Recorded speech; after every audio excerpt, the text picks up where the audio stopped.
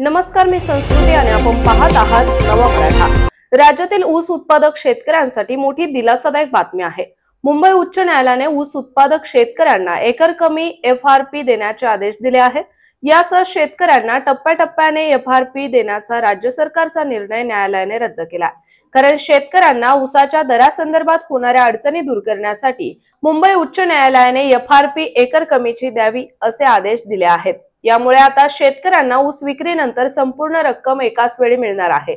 या प्रकरणात स्वाभिमानी शेतकरी संघटनेचे नेते राजू शेट्टी यांनी याचिका दाखल केली होती।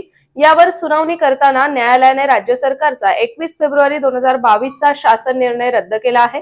राज्यात महाविकास आघाडी सरकार असताना FRP टप्प्याटप्प्याने देण्याचा निर्णय घेतला आहे। यामुळे ऊस उत्पादक शेतकऱ्यांना त्रास होत होता आणि कारखानदारांना फायदा मिळत होता। या निर्णयाविरोधात राजू शेट्टी यांनी उच्च न्यायालयात याचिका दाखल केली होती। तसेच न्यायालयाने त्याच याचिकेवर निकाल देत शेतकऱ्यांना मोठा दिलासा दिला आहे। तर अशाच माहितीपूर्ण बातम्यांसाठी चॅनलला सबस्क्राइब नक्की करा।